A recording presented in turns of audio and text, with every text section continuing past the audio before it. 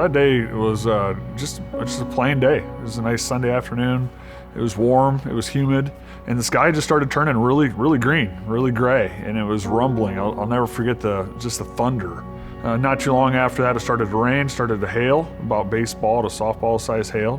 We received a phone call within a short period of time that a tornado had actually hit Parkersburg.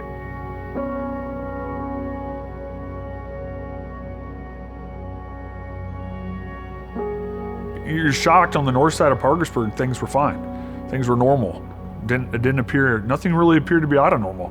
But once you got into about the middle of Parkersburg, down the highway corridor, reality really set in that things were really bad, and people were probably killed, and that every skill that I possibly had as a police officer and as an EMT was going to be put to the test that day.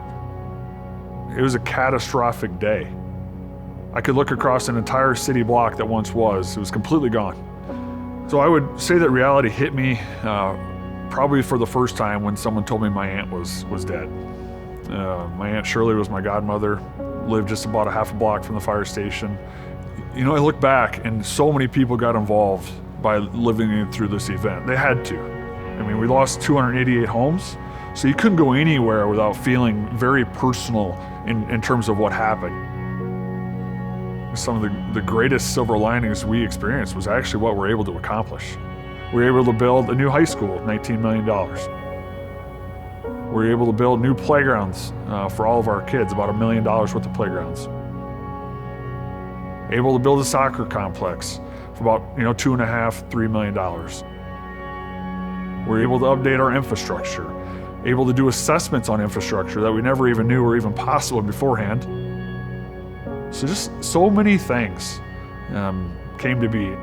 One of the most beneficial things in regards to the visioning was outside experts coming to Parkersburg and take our concept plan, add it with their expertise, and make concept plans that were far beyond our imagination. Through visioning, we set our sights high. We set our sights pretty lofty, but our visioning process ended up becoming a $3.5 million reality. And as you drive down our highway corridor, you see bioswales, you see pedestrian plaza, you see bike amenities, you see an 8-foot wide pedestrian trail that goes down our corridor. You see a corridor with aesthetics, with an urban roadway, curb and gutter, stormwater. Absolutely amazing. Probably one of the greatest gifts that Parkersburg was able to do is to pay what we received forward. And that became one of our primary goals and still remains one of our primary goals. We weren't going to be the last town hit by a tornado. We were by far not going to be the last place hit by natural disaster. But if we somehow could take our experiences, good and bad, and pay them forward to help the next community. So one of the greatest blessings that I would say that we've had since 2008 was the ability to work with the community of Mapleton, for instance, which was impacted by a tornado.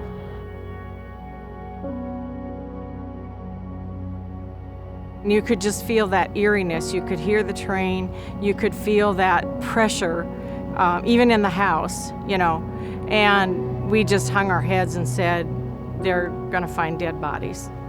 That's all we could think of. But no one got killed because everybody heeded the sirens. Everybody took shelter.